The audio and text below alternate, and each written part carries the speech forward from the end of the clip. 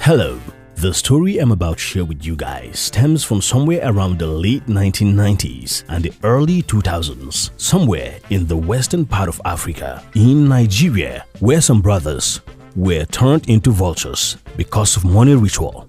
Scary, right? Please, kindly drop into the comment section and air your views. Let's have a little chit-chat. Tell me what you feel about the story.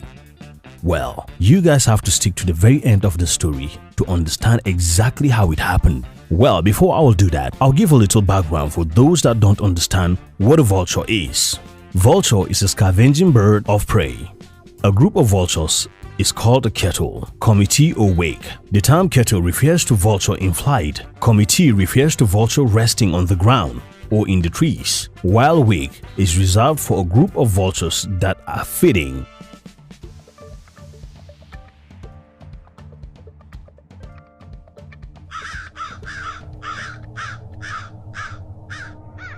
The vulture clan is a rare cult, mostly amongst some set of important people who are mostly Igbo people and very wealthy people. They believe in the vulture god who gives unimaginable quick wealth. But before one joins the cult, he must take a bold step to change his mind and his belief system before initiation.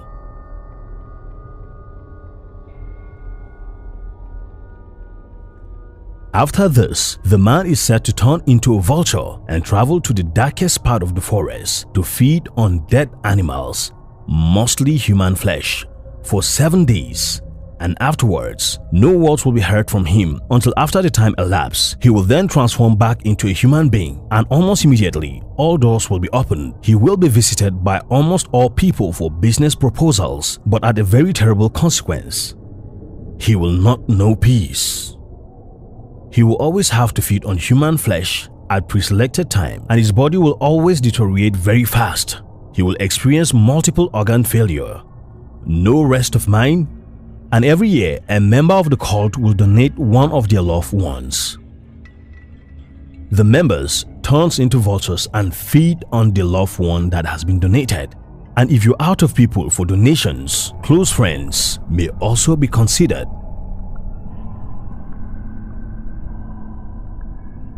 This belief has it that there have been rare cases of people who transformed into vultures and became stalked and can never transform back into their original human skin. When they try to transform back, they either get stuck in the vulture skin.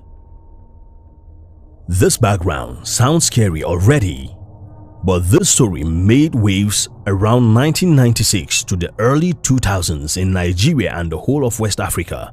Even though there was no social media at that time, but we had the stories printed on calendars sold in every market from the cities to the villages. Now, we move to the real story of the man called Okechukwu from October 1996.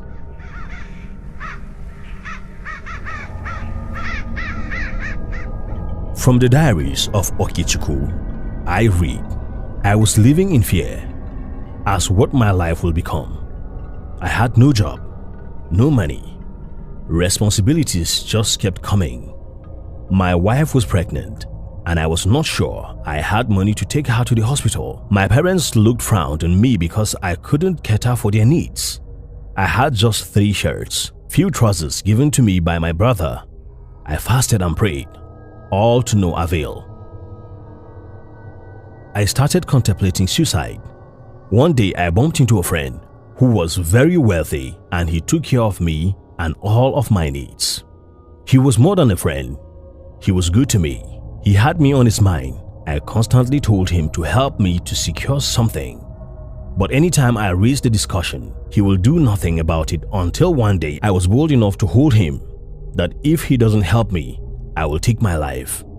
To my surprise, he said he will get back to me later. After a while, he invited me to his house. I spent the night there. We talked and talked until it was midnight. He then asked me if I am ready to make money. I did not understand the question. Immediately, all of a sudden, vultures started coming through the window. They transformed quickly into human beings. I became so petrified and I was overwhelmed by fear. I was told I had to make up my mind to join them before the daybreak, or else I will die. I thought about it for some several minutes. Having imagined a life without comfort, I finally agreed to join them without thinking of the terms and conditions or consequences.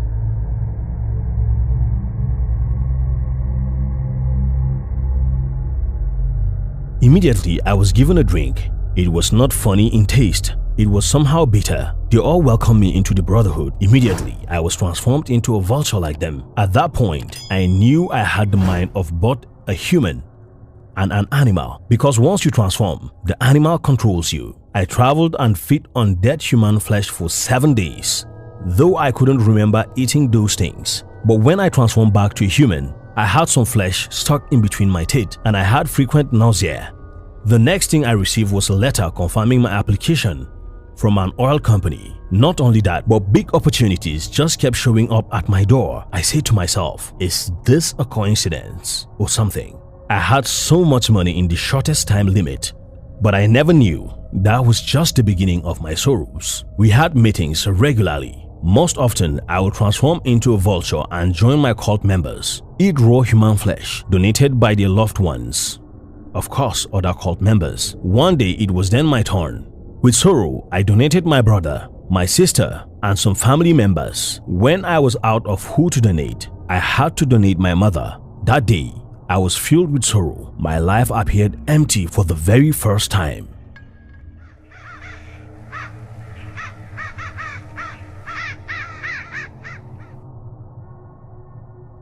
After that incident, I had to donate my mechanic.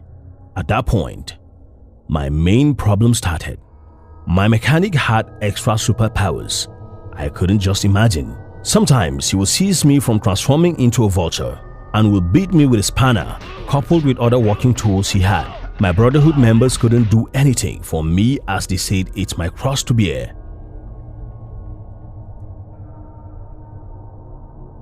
The spirit ended up killing all of my group members. He left me alive in torment before he departed for good. He made me mad. I got myself after a while. All the money were gone. I was totally down in health. My lust for money had ended. I was back to square one. Will I ever come out of this? I asked myself. What will become of me?